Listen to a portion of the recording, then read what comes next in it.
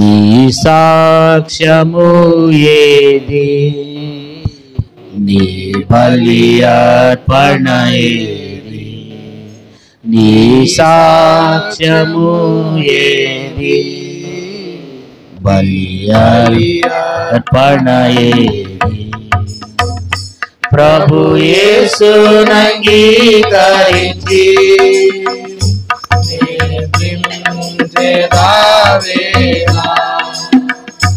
ప్రభు యేసును అంగీకరించి జాగు చేసేదవేనా, మేల్కో మేల్కో మేల్కో మేల్కో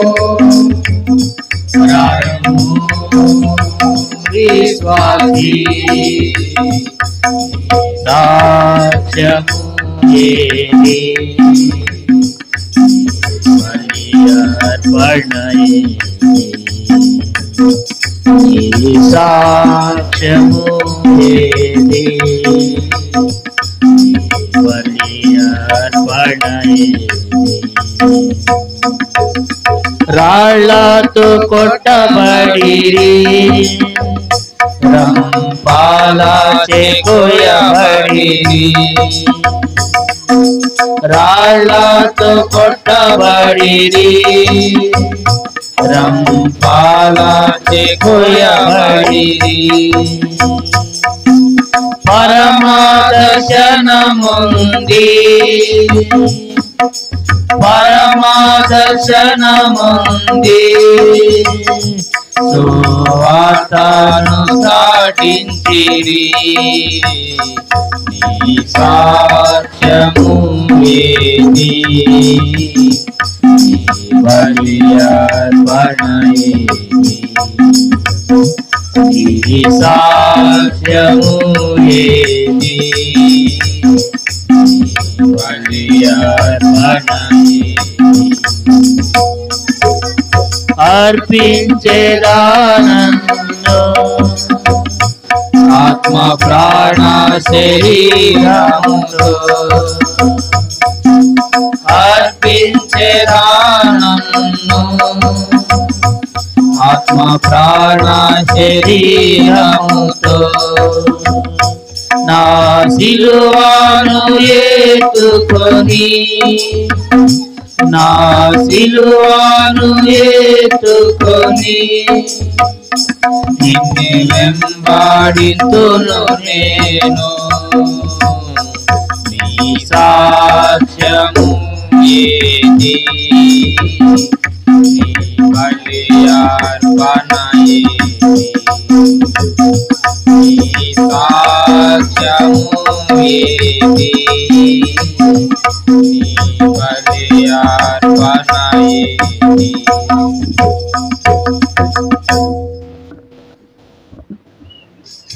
అపొస్తలుల కార్యములు 7వ అధ్యాయము 60వ వచనం. అతడు మోకాళ్ళిని, ప్రభువా వారి మీద ఈ పాపము మోపకమని గొప్ప శబ్దంతో పలికెను.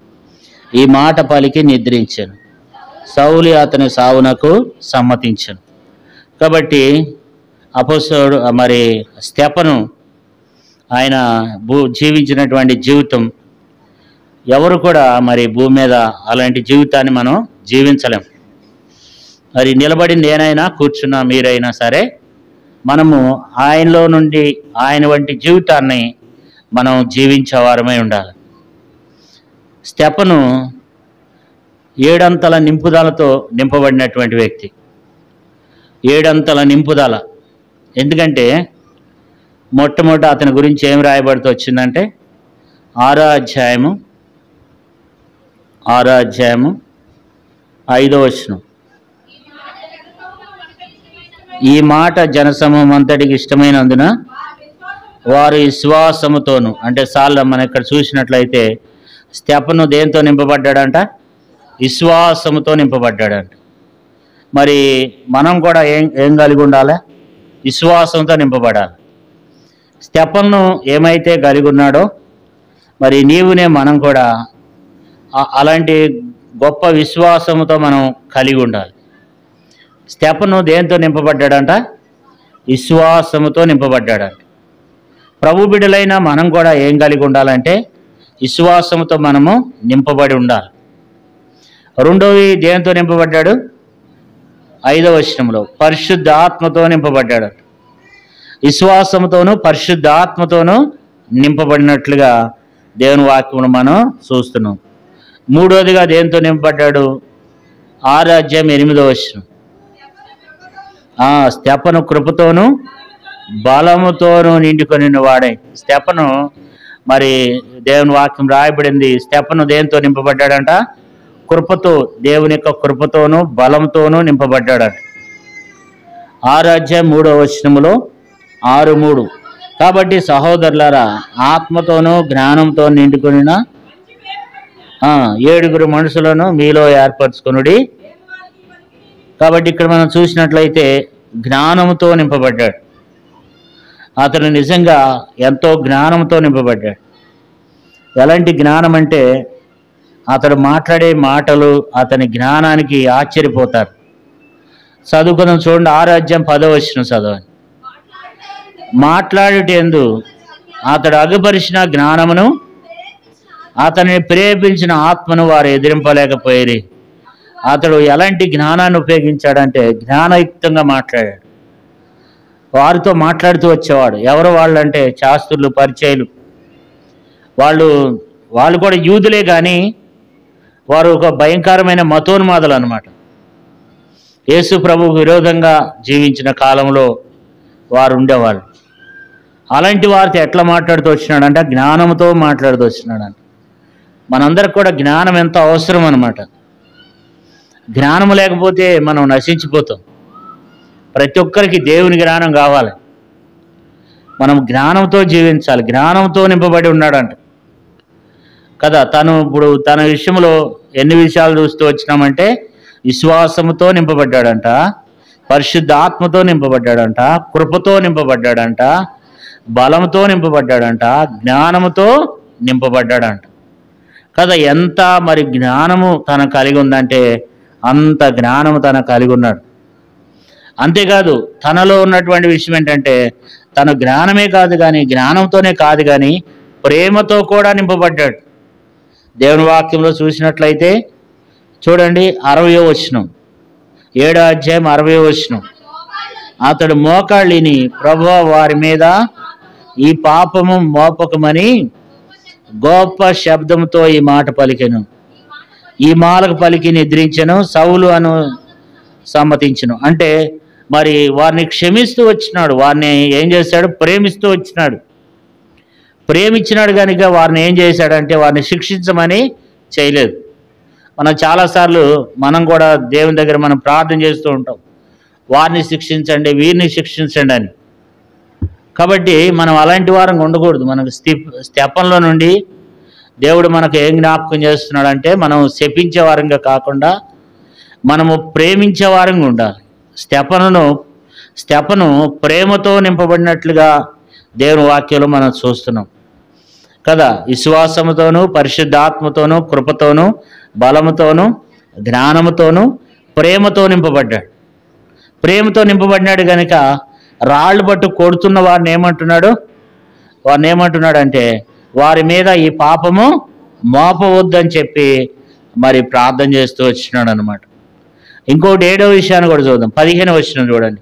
6వ అధ్యాయం 15వ వచనం. సభలో కూర్చున్న వారందరూ అతని వైపు తేరి చూడగా అతని ముఖము దేవదూత ముఖం వలె వారికి కనపడెను. దేవత్వంతో నింపబడ్డాడు. దేవుని ఆత్మచేత, దేవత్వం అంటే దేవుని ఆత్మతో నింపబడినటువంటి వ్యక్తి దైవత్వంతో నింపబడ్డాడు అనమాట. మనం కూడా దైవత్వంతో నింపబడాలి. ఇతరులు మనం చూసినప్పుడు మనలో ప్రభువు కనపడాలి. మన స్వభావం, మన యొక్క ముఖ పోలికలు, మనలో మన యొక్క ఈ శరీరం, మన ముఖము, మనలో ఇతరులు మనం చూసినప్పుడు మనం దేంతో నింపబడి ఉండాలి అని అంటే దైవత్వంతో నింపబడి ఉండాలి. స్తెఫను అలాంటి దాంతో నింపబడి ఉన్నాడంట. తన ముఖం చూస్తూ వచ్చినప్పుడు, అతని ముఖం చూసినప్పుడు దేవదూత ముఖం వలె వారికి కనపడుతూ వచ్చిందంట. కాబట్టి మనం కూడా ఆ రీతిగా ఇతరులకు వెలుగునిచ్చే వారంగా ఉండాలి. మరి ఇది అంత దైవత్వంతో నింపబడ్డాడు స్తెఫను. కాబట్టి నీవునే మనం కూడా అలాంటి వారంగా ఉండాలని మరి దేవుడు కోరుకుంటున్నాడు. విశ్వాసంతో నింపబడ్డాడంట.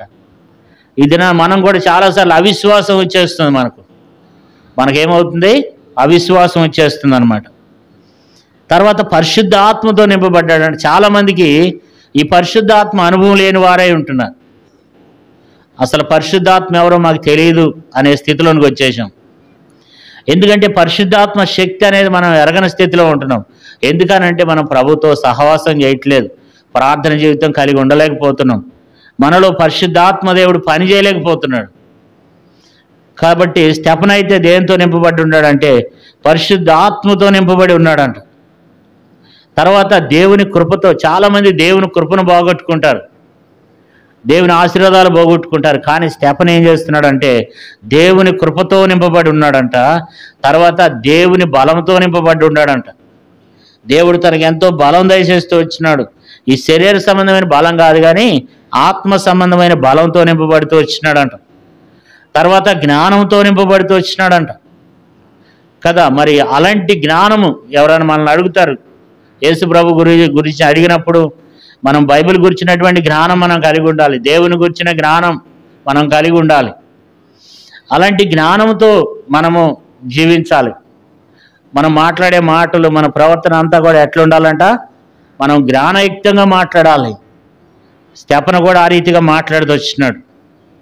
తర్వాత వారిని ఎంతో ప్రేమించినాడు, క్షమిస్తూ వచ్చినాడు. అంతేకాదు అతని ముఖాన్ని చూస్తూ వచ్చినప్పుడు దేవదూత ముఖం వల్లే వారు కనపడుతూ వచ్చిందంట. అంత దైవత్వంతో నింపబడి ఉన్నాడు స్తెఫను. మనకు కూడా ఏం నేర్పిస్తున్నాడు దేవుడు అంటే నీవునే మనం కూడా ఆ రీతిగా ఉండాలని దేవుడు కోరుకుంటున్నాడు. అలాంటి వారికే పరలోక రాజ్యం. ఇప్పుడు స్తెఫను లాంటి వారు, ఒక వ్యక్తి పరలోక రాజ్యం వెళ్ళాలంటే స్తెఫను లాగా ఉండాలి. స్తెఫను వంటి భక్తి జీవితాన్ని మనం కలిగి ఉండాలి.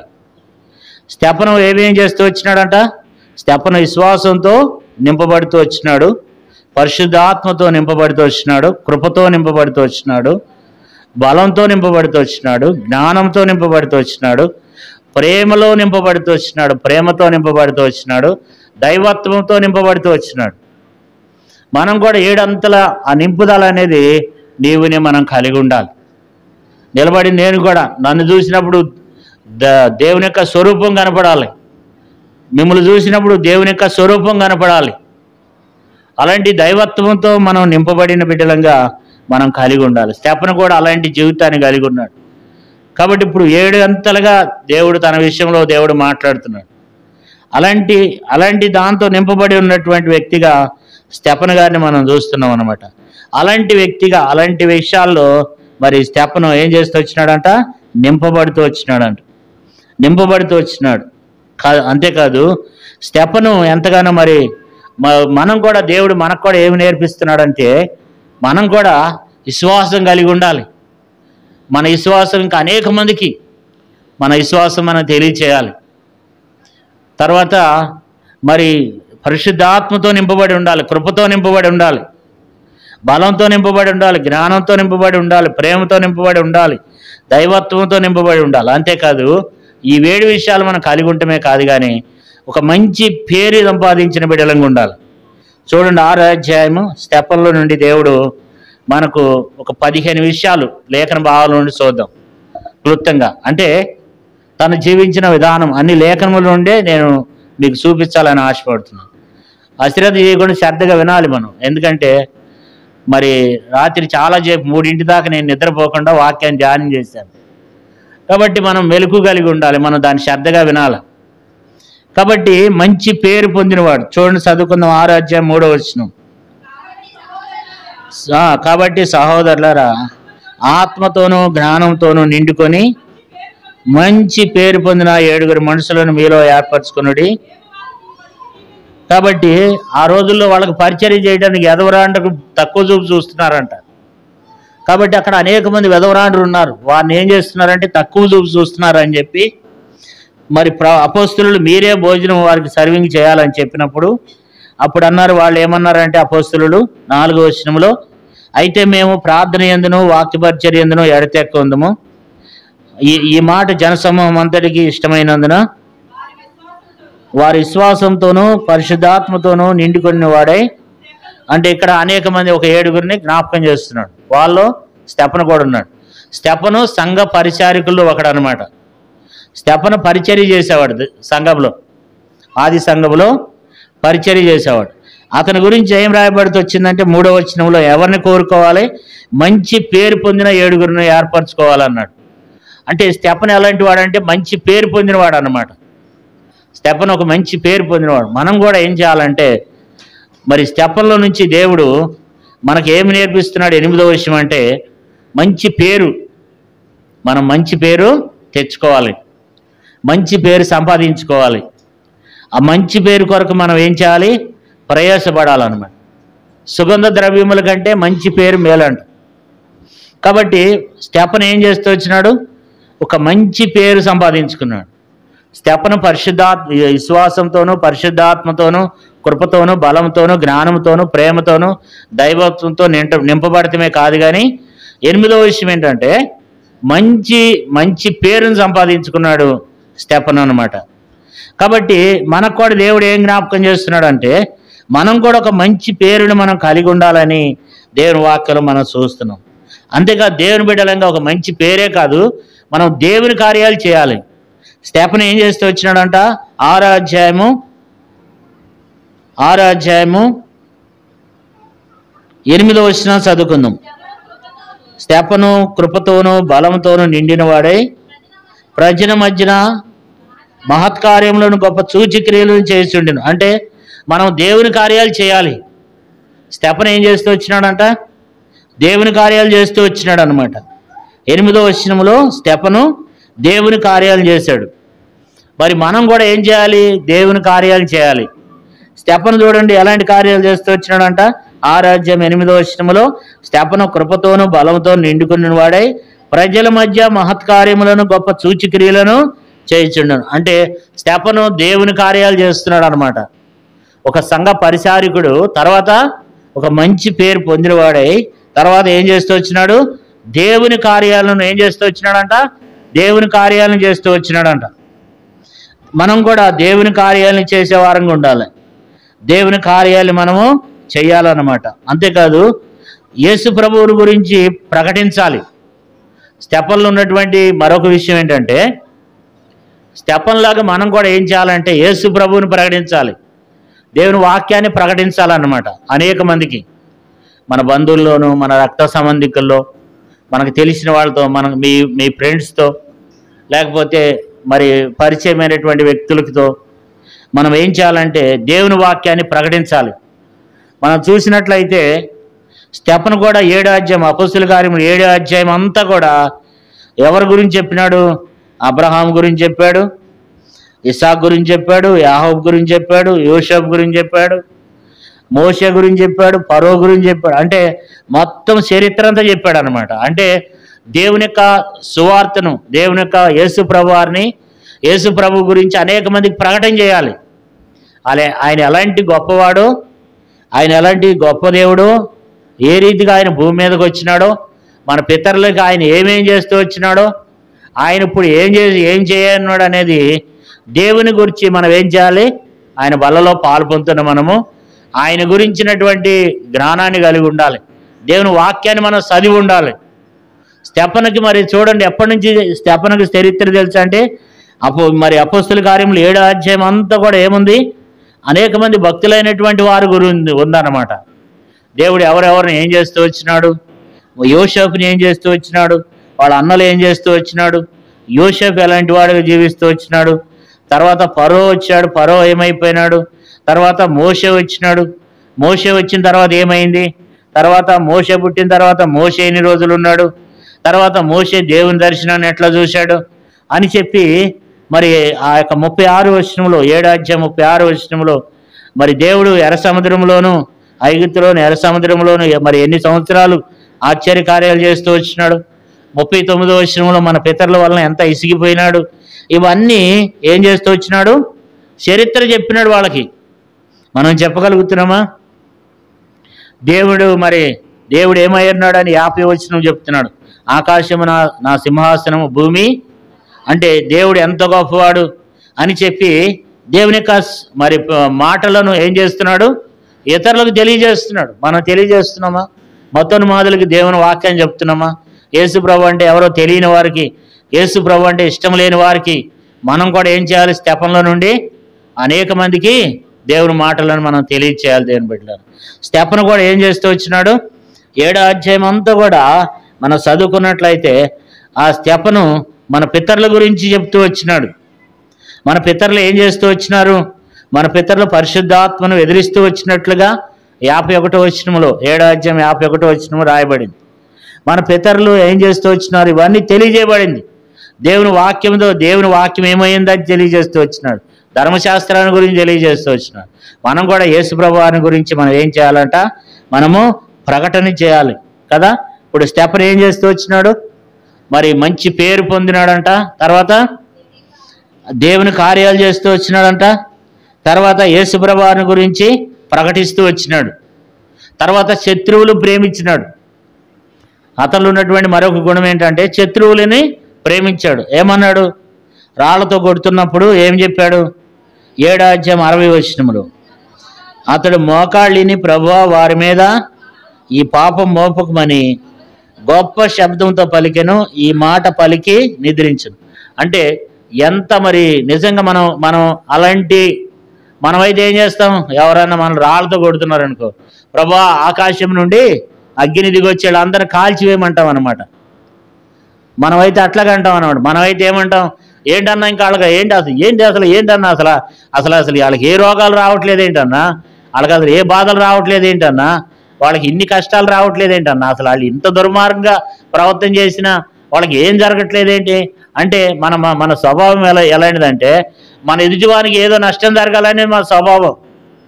మన ఎదుటివాడు అనారోగ్యాలతో పాలైతే చూడాలనే ఆశ, మన ఎదుటివాడు కష్టాల్లో ఉంటే చూడాలనే ఆశ, ఇబ్బందులు ఉండి చూడాలనే ఆశ, ఎదుటివారికి ఏమైనా కష్టం కలిగితే చూడాలనే ఆశ. అందుకని మన ప్రార్థనలు కూడా ఎట్లా ఉంటాయంటే మనకి ఇష్టం లేని వారిని ఏమంటాం మనం?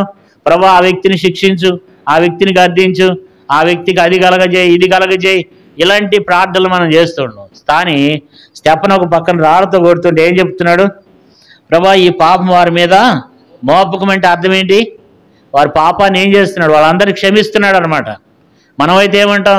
ప్రభు ఈ దుర్మార్గులు ఇప్పుడు వరకు వాక్యం చెప్పాను, 7వ అధ్యాయం అంతా వాక్యం చెప్పాను, కానీ వీళ్ళు ఏం చేయలేదు, వాక్యాన్ని వినటం లేదు, వీళ్ళని ఖచ్చితంగా శిక్షించే ఇక వాళ్ళు మారరిక ఇంకా వాళ్ళ మీద అగ్ని గుంపరిచ్చేసేయమని చెప్పి మనమైతే ఆ బాధకి ఎలాంటి బాధ అంటే మనం ఒక మాట అంటేనే మనం ఊరుకోము. అసలు ఎదుటివాడు ఏదైనా ఒక మాట మనల్ని అంటేనే మనం ఎంతో ఏం చేస్తాం? మనం ఆ మాటను పట్టుకుని మనం ఎంత వ్యాకులు పడిపోతామో, ఎంత మనం పగ తీర్చుకోవాలని ప్రయత్నం చేస్తుంటాం, ఇవన్నీ మనం చేస్తూ ఉంటాం దేవుని బిడ్డలారా.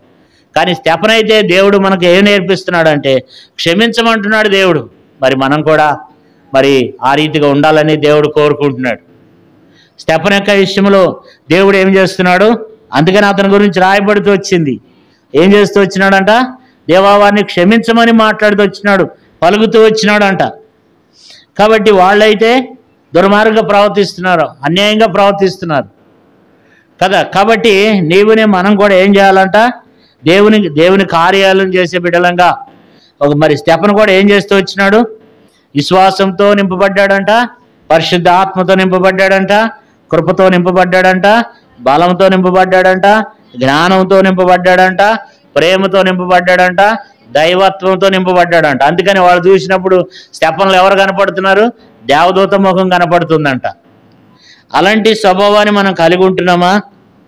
అంతేకాదు మంచి పేరు కలిగి ఉన్నాడంట, దేవుని కార్యాలు చేస్తూ వచ్చాడంట. 6వ అధ్యాయం 8వ వచనంలో తర్వాత యేసయ్యని గురించి ప్రకటిస్తూ వచ్చినాడు కదా. కాబట్టి 7 విషయాలు దైవత్వంతో నింపబడ్డాడు, 7 అంతల నింపుదలతో నింపబడటమే కాదు, కానీ తను ఏం చేస్తూ వచ్చినాడు?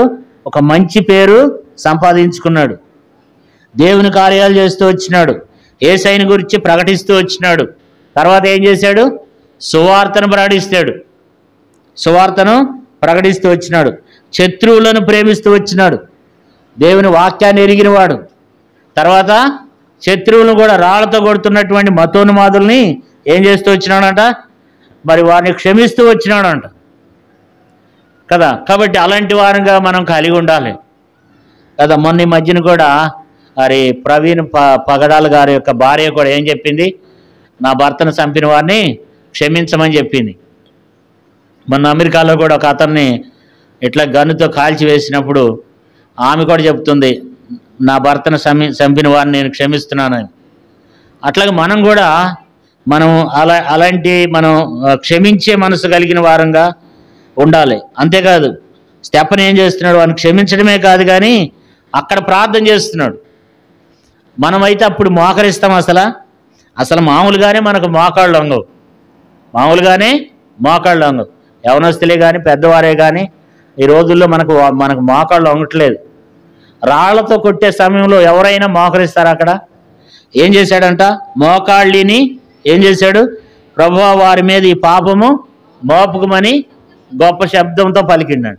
అంటే అక్కడ కూడా చనిపోయే టైంలో కూడా ఎవరి కొరకు ప్రార్థన చేస్తున్నాడు, శత్రువుల కొరకు ప్రార్థన చేస్తున్నాడు, మతోన్మాదుల కొరకు ప్రార్థన చేస్తున్నాడు. వాళ్ళు ఎవరంటే వాళ్ళకి దయ్యం పట్టింది. ఏంటి ఆ దయ్యం అంటే, వాళ్ళు మతం అనేటువంటి దయ్యం పట్టింది వాళ్ళకి. కాబట్టి యేసు ప్రభు అని వారు నమ్మలేని స్థితిలో ఉంటున్నారు. యేసు ప్రభు అంటే వారు ఎరగని స్థితిలో ఉంటున్నారు అన్నమాట. యేసు ప్రభు అని గురించి చెప్తే రాళ్లతో కొట్టబడేటువంటి దినాలు అవి. అలాంటి దినాల్లో వారిని ఏం చేస్తున్నాడు, వారి కొరకు ప్రార్థన చేస్తున్నాడు. మనం కొరకు ఏం చేయాలంటే మనల్ని హింసించే వారి కొరకు మనం ప్రార్థన చేయాలి.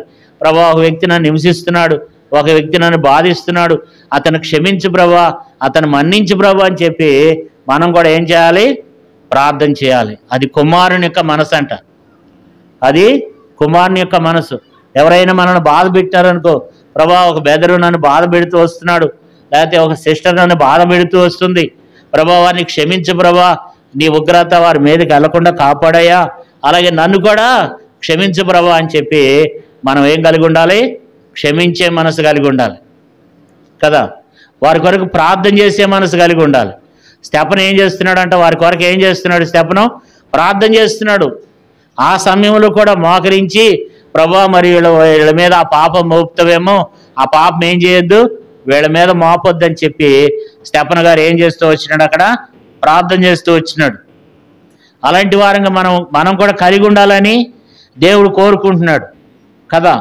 మరి వారి కొరకు హింసించే వారి కొరకు ఏం చేస్తూ వచ్చినాడు, ప్రార్థన చేస్తూ వచ్చినాడు అనమాట. అంతేకాదు వాక్యం ద్వారా ఏం చేస్తూ వచ్చినాడు, ఖండిస్తూ వచ్చినాడంట. చూడండి, అపోస్తుల కార్యములు వాక్యం ద్వారా ఖండిస్తూ హెచ్చరిక చేస్తూ వచ్చినాడు. 7వ అధ్యాయం అపోస్తుల కార్యములు 51వ వచనం, ముస్కరులారా, హృదయములను చెవులను దేవుని వాక్యములకు లోబరుచున వారులారా, మీ పితరుల వలె మీరును ఎల్లప్పుడూ పరిశుద్ధాత్మను ఎదిరించుచున్నారు. మీ పితరులు ప్రవర్తనలో ఎవరిని హింసింపక ఉండిరి, ఆ నీతిమంతుడు రాకను గురించి మీకు ముందుగా తెలిపిన వారిని చంపిరి, అయినను మీరు ఇప్పుడు ఆయనను అప్పగించి నరహత్య చేసిన వారైరి. అంటే ఎంత మరి దేవుని వాక్యాన్ని వారిని ఖండిస్తున్నాడు అనమాట, వారిని గద్దిస్తున్నాడు. అలాంటి వారంగా మనం కూడా మరి లోకంలో ఉన్నవారిని, తప్పుదోవలో నడుస్తున్న వారిని మనం కూడా వారిని ఖండించే వారంగా ఉండాలని దేవుడు హెచ్చరిక చేస్తున్నాడు. స్టెఫను అలాగే ఉన్నాడంట. మరి అంతమంది ఉన్నప్పుడు వాళ్ళతో ఏమంటున్నాడంటే, ముస్కరులారా, హృదయములను చెవులను దేవుని వాక్యమునకు లోపరుచిన వాళ్ళని వారులారా అంటున్నాడు. అంటే కింద ఒకటేసి ఉంది, ఏముంది, వంచని మెడగల వారులారా, హృదయముల యందును చెవుల యందును సున్నతి పొందిన వారులారా అని అంటున్నాడు. చూడండి ఎంత ఖండిస్తున్నాడు, చూడండి దేవుని వాక్యం ద్వారా మరి అంతగా ఖండింపజేస్తున్నాడు.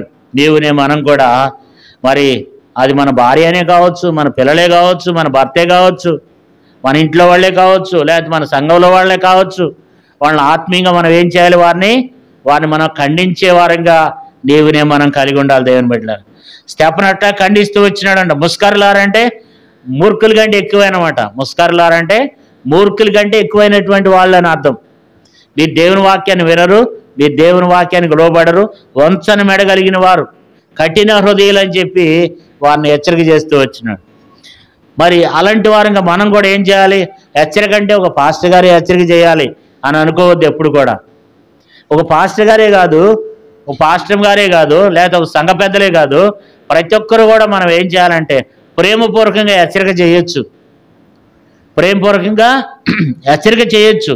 స్టెఫెను కూడా ఏం చేస్తూ వచ్చినాడంటే హెచ్చరిక చేస్తూ వచ్చినాడు కదా. కాబట్టి మనం కూడా ఏం చేస్తూ ఉండాలంట, హెచ్చరిక చేస్తూ ఉండాలి. ఎంతో హెచ్చరిక వారిని ఖండిస్తున్నాడు, వారిని హెచ్చరిక చేస్తున్నాడు. అంతేకాదు దేవుని పరిచర్యలో వాడబడాలి. ప్రతి ఒక్కరూ ఏదో ఒక పనిలో ఏం చేయాలంట, వాడబడాలంట. స్టెఫెను ఏం చేస్తూ వచ్చినాడంటే మరి సంఘ పరిచారికుల్లో ఒకడనమాట. స్టెఫెను నుంచి మనకి ఏం నేర్పిస్తున్నాడంటే దేవుని పరిచర్యలో మనం వాడబడే వారంగా ఉండాలి. ఏదో ఒక పని దేవుని పరిచర్యలో మనం వాడబడాలి.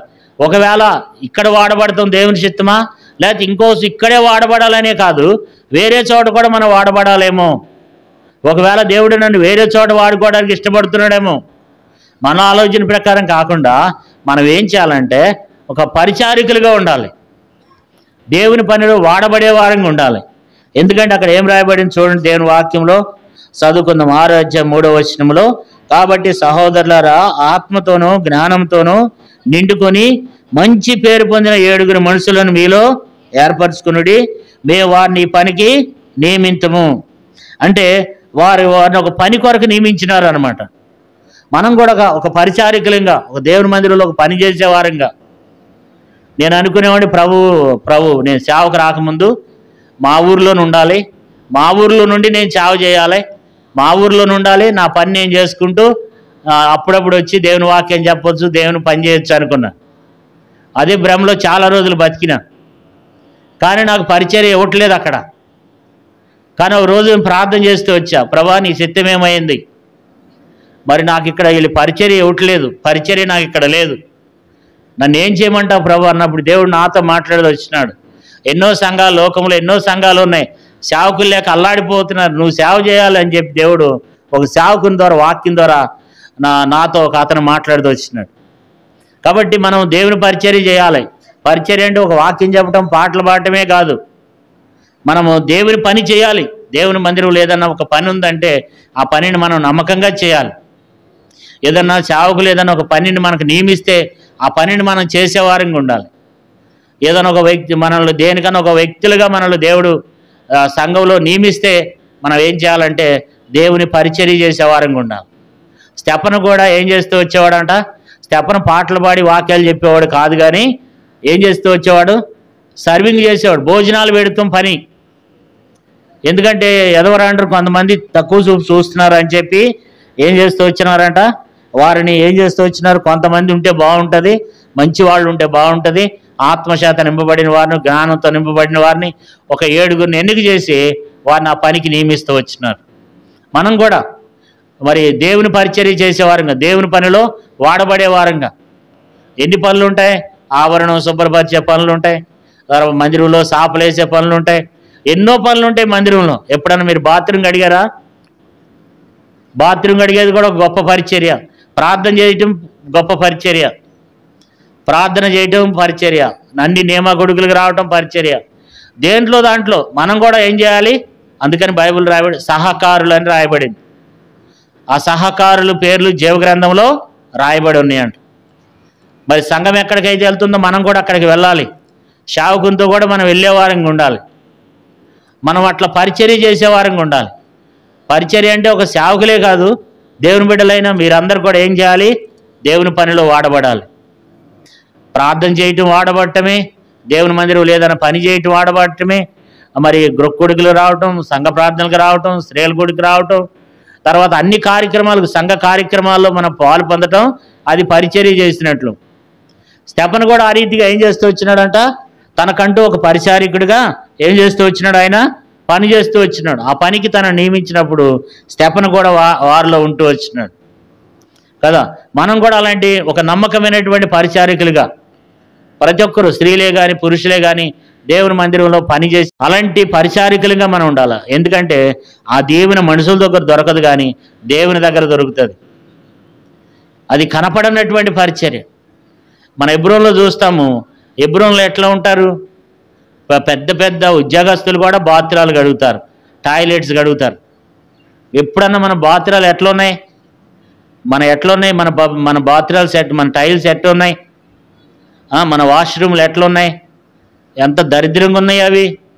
ఇప్పుడు ఆ చీపురు పెట్టి తుడిచారా? నేను చాలాసార్లు తుడుస్తున్నాను. మీరు కూడా అట్లా తుడవాలి. అది అది మీ పని అది. కాబట్టి దాన్ని వాడుకుని వెళ్ళిపోవడమే కాదు, దాన్ని శుభ్రపరచాలి.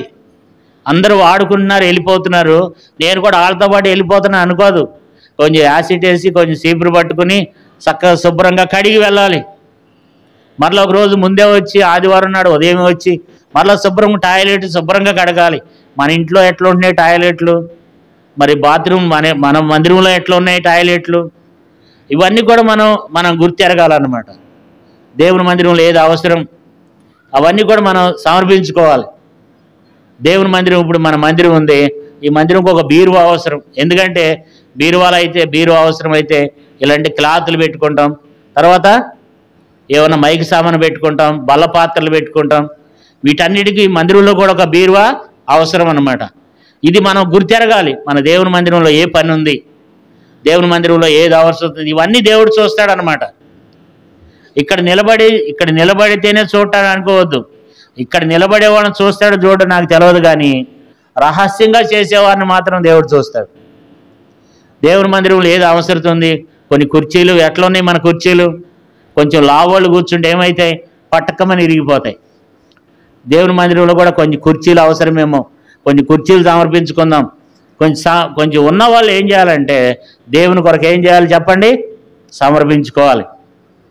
ఇక మనం అట్లా ఉండవు, ఏం చేస్తాం, దాంట్లో ఏమో తీసుకురండి, లోపల ఏమైనా ఉండి ఏమైనా చేయండి, అందులో ఏమైనా ఉండి ఏమైనా తీసుకురండి, అవి కొనుక్కురండి, ఇవి కొనుక్కురండి అన్న. బాక్సులు ఏమైనా ఉన్నాయా మందిరానికి, బాక్సులు ఎట్లా ఉన్నాయి, మౌతులు ఎట్లా ఉన్నాయి, ఒకవేళ ఏమైనా కొనుక్కురావాలనుకుంటున్నాను ఏమైనా కొనుక్కురమ్మంటారా? ఇట్లా దేవుని మందిరంలో మనం ఏం చేయాలి, దేవుని పని చేసేవారంగా ఉండాలి. తర్వాత దేవుని మందిరంలో ఏది అవసరమో అది చేసేవారంగా ఉండాలి. దేవుని మందిరంలో ఏది అవసరం మరి మనం చూస్తాం, మన ముందు మన రేకుల చెట్టు ఉంది కదా, అదంతా కుక్కలు వచ్చి పడుకుంటాయి దాంట్లో. మరలా ఆదివారం నాడు మరి రూతక్క ఏం చేస్తుంది, బకెట్లో అది వేసి తుడుస్తుంది. అంటే దాని చుట్టూ ఏదన్నా మరి మెసలాంటిది ఏదన్నా పెడదామా, ఇది నేను దీనికి సమర్పించుకుంటా. ఇట్లాంటి సమర్పణ కూడా మనలో ఏముండాలి చెప్పండి, ప్రభు కొరకు ఖర్చు పెట్టేవారంగా ఉండాలి. ప్రభు కొరకు ఖర్చు పెట్టేవారంగా ఉండాలి. అలాంటి జీవితాన్ని మేము నిజంగా ప్రభు సేవకు రాకముందు అప్పటికి ఇంకా మేము సేవకు సమర్పించుకోలే. మా ఊర్లో ఏం చేసేవాళ్ళంటే, మా స్థానిక సంఘంలో ప్రతిరోజు ఆదివారం 5 గంటలకు వెళ్ళి ఆ గ్రామం అంతా సువార్త ప్రకటించేవాడు. అయితే మరి మేమేం చేసేవాళ్ళం అంటే దాదాపు ఒక 20 మంది దాకా సువార్తకి వెళ్ళేవాడు ప్రతి ఆదివారం. మేమేం చేసేవాళ్ళం అంటే వాళ్ళందరికీ ఇడ్లీ కానీ టిఫిన్ కానీ ఏదో ఒకటి వాళ్ళకి మేము సిద్ధపరిచేవాళ్ళం అండి. అంటే ఏదో ఒకటి ఏం చేయాలి, దేవుని కొరకు మనం ఒకటి క్రయధనాన్ని చెల్లించే వారంగా మనం ఉండాలన్నమాట. స్టెఫెను కూడా ఏం చేస్తూ వచ్చినాడంటే దేవుని పనిలో వాడబడుతూ వచ్చినాడు. మరి అలాంటి అనుభవాలు కలిగినటువంటి బిడ్డలంగా మనం కలిగి ఉండాలి. అంతేకాదు స్టెఫెను ఏం చేశాడు, ప్రభు కొరకు చనిపోవడానికి కూడా ఏం చేయలేదు, వెనక తీయలేదు. ప్రభు కొరకు ఏం చేయలేదు, చనిపోవడానికి కూడా వెనక తీయలేదు. ప్రభు కొరకు చనిపోవడానికి కూడా ఇష్టపడాలి, ధైర్యం కలిగి ఉండాలి. స్టెఫెను ఎంత ధైర్యం కలిగి ఉన్నాడు కదా. మనకు ఆరాధన చేయడానికే భయం. మనకి ఆరాధన చేయాలంటేనే ఎక్కడో మెల్లగా చేస్తూ ఉంటాం. మరి ఇంటికాడ ఉన్నప్పుడు కూడా అదే గొంతు అంటే అది గొంతు కాదు. ఇంటికాడ ఉన్నప్పుడు ఎట్లా ఉంటుంది గొంతుగా, ఎంత భయంకరంగా మాట్లాడతాం ఇంటికాడ ఉన్నప్పుడు. మందిరంలో మాత్రం ఏం చేయరు, మందిరంలో మాత్రము గొంతు రాదు కదా. కాబట్టి ధైర్యం లేదు. ఆరాధన చేయాలంటే ధైర్యం ఉండదు, దేవుని సువార్త చేయాలంటే ధైర్యం ఉండదు కదా. ఏటికి ధైర్యం ఉంటుంది మనకి, కొట్లాట్లకైతే ధైర్యం ఉంటుంది అనమాట. అప్పుడు లెక్కలేని గొంతు అంతా వచ్చేస్తుంది అనమాట. తర్వాత ఇంటికాడ కూడా ఎట్లా ఉండదు మన గొంతు, ఎంత భయంకరంగా వినపడద్దు, ఎక్కడికో వినపడద్దు అనమాట. అట్లా కాదు, మనం దేవుని కార్యములందు మనం ధైర్యం కలిగి ఉండాలి. దేవుని మాటలను ఇతరులకు చెప్పే విషయంలో, ఆరాధించే విషయంలో, ప్రార్థన చేసే విషయంలో స్టెఫెను ఏం చేస్తూ వచ్చినాడు, ఎంత ధైర్యం ఉంటే ఆ మాట మాట్లాడతాడు కదా. మత్తోన్మాదుల ఎదుట అలాంటి మాటలు మాట్లాడగలమా కదా. 51 వచనం చూడండి, 7వ అధ్యాయం 51 వచనం. ముస్కరులారా, హృదయములను చెవులను దేవుని వాక్యం లోబరచిన వారులారా, మీ పితరుల వలె మీరును ఎల్లప్పుడూ పరిశుద్ధాత్మను కాబట్టి ఎంత గర్దిస్తూ వచ్చినాడు చూడండి. వారు ఎంత ధైర్యం ఉంటే ఆ మాట మాట్లాడతాడు అంతమందిలో. మహాసభ ఎదుటంట, అక్కడ వందల మంది ఉన్నారు, వేల మంది ఉన్నారు అక్కడ. వాళ్ళందరిని అంటున్నాడు, తిడుతున్నాడు వాళ్ళందరినీ కూడా, ముస్కరులారా అని. మరి మనం దేవుని మందిరంలో ఎప్పుడైనా మనం ఆరాధన చేయాలంటే గొంతు రాదు, పాటలు పాడాలంటే గొంతు రాదు కదా, ప్రార్థన చేయాలంటే గొంతు రాదు, మరి సువార్త ప్రకటించాలంటే భయం, బైబిల్ పట్టుకొత్తమే భయం. కాబట్టి దేవుని బిడ్డలైన దేవుని మనం కూడా స్టెఫను వలె ధైర్యంగా ఉండేవారంగా ఉండాలి. ఇప్పుడు స్టెఫను విషయంలో అనేక విషయాలు మనం చూస్తూ వచ్చినాం. స్టెఫను ఎలాంటి గొప్ప గొప్ప కార్యాలు కలిగి ఉన్నాడు. ఒక సామాన్యమైనటువంటి వ్యక్తే స్టెఫను కూడా, మనలాంటి వాడే. కానీ ఏం చేస్తూ వచ్చినాడంట? ఏం చేస్తూ వచ్చినాడు? విశ్వాసంతో, పరిశుద్ధాత్మతో, కృపతో, బలముతో, జ్ఞానముతో, ప్రేమతో, దైవత్వంతో నింపబడ్డాడంట. అంతేకాదు 8వ విషయం ఏంటి? మంచి పేరు కలిగి ఉన్నాడంట కదా. 9వ విషయం ఏంటంటే మరి దేవుని కార్యాలు చేస్తూ వచ్చినాడంట. 10వ విషయం ఏంటంటే యేసయ్యని గురించి ప్రకటిస్తూ వచ్చినాడు, దేవుని వాక్యాన్ని ప్రకటిస్తూ వచ్చినాడు కదా. తర్వాత 11వ విషయం శత్రువులను క్షమిస్తూ వచ్చినాడు. 12వ విషయము ఏం చేస్తూ వచ్చినాడు? వారి కొరకు ప్రార్థన చేస్తూ వచ్చినాడు. 13వ విషయం వారిని ఖండిస్తూ వచ్చినాడు, హెచ్చరిక చేస్తూ వచ్చినాడు. 14వ విషయం దేవుని పనిలో వాడబడ్డాడు. 15వ విషయం ధైర్యం కలిగి ఉన్నాడు. చివరికి దేవుని కొరకు చనిపోవటానికి కూడా ఏం చేశాడు? ఇష్టపడ్డాడు. ఇలాంటి వారిది పరలోక రాజ్యం. అందుకని పరలోక దర్శనాన్ని చూస్తూ వచ్చినాడంట, పరలోకపు దర్శనాన్ని చూస్తూ వచ్చినాడంట. అలాంటి వారిది పరలోక రాజ్యం. మనం ఎలాగున్నాం ఈ రోజుల్లో? మనం అందరం కూడా ఎట్లా ఉన్నాం? ఎలాంటి విధానంలో ఉంటున్నాం? మనలో సరైనటువంటి భక్తి లేదు, విశ్వాసం లేదు, పరిశుద్ధాత్మ కార్యాలు లేవు, మనలో ఆత్మీయతే లేదు.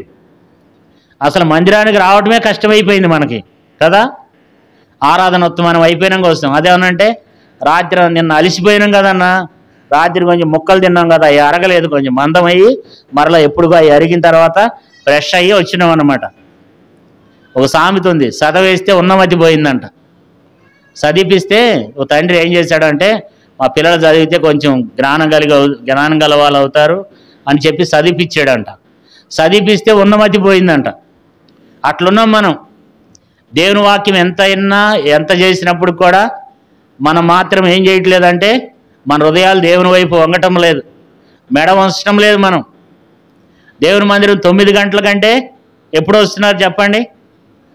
ఎప్పుడు వస్తున్నారు? 11ంటికి వస్తున్నారు, కొంతమంది 12ంటికి వస్తున్నారు, బలవత్వానికి ముందు వస్తున్నారు, కొంతమంది అసలు రావట్లే, కొంతమంది మళ్ళీ వచ్చే వారం వస్తారు. ఈ వారం కనపడినవాడు వచ్చే వారం. ఇలాంటి వారికి పరలోక రాజ్యం ఉంటుందండి? పరలోక రాజ్యం మన కొరకు తెరుచుకుని ఉందా? అసలు ప్రతి ఒక్కరు కూడా ఎక్కడున్నామంటే మనము నమ్ముకున్నాం కానీ సాతాను కిందే ఉన్నాం. ఎందుకంటే అరవిందం గారు ఒక కథ చెప్పేవాడు. అరవిందం గారు ఏం కథ చెప్పేవాడు అంటే, ఒక అడవిలోనంట పక్షులు ఉన్నాయంట. ఒక అడవిలో చాలా పక్షులు ఉండేయంట. అయితే వేటగాడు వెళ్ళి ఆ పక్షులన్నీ పడుతూ ఉన్నాడంట వల వేసి.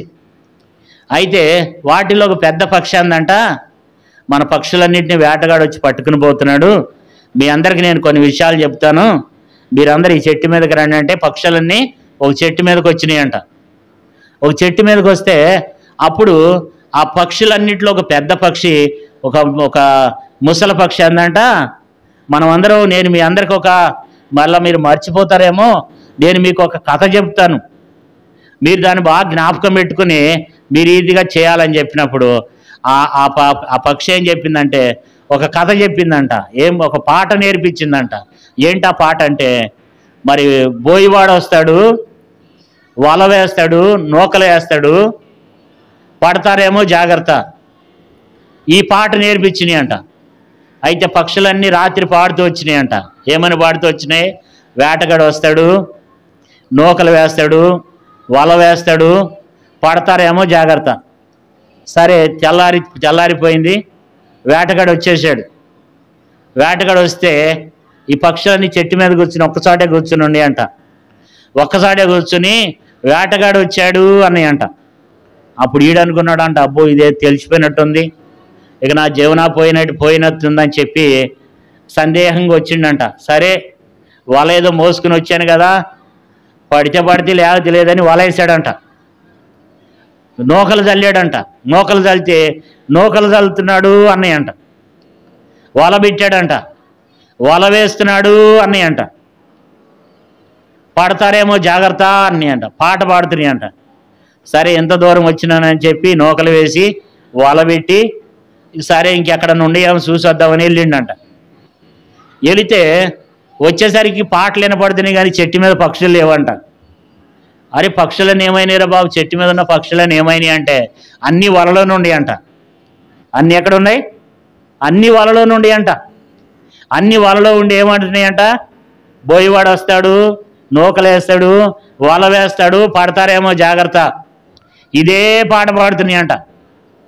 ఇదే పాట పాడుతున్నాయి కానీ వలలని అన్నీ ఏం చేసినాయి, ఒకటి వెళ్తే దాని వెనకాల అన్నీ దాంట్లోకి వెళ్ళిపోయినాయి అంట. వలలో ఉండి కూడా ఏం చేస్తున్నాయి అంట, పాట పాడుతున్నాయి అంట.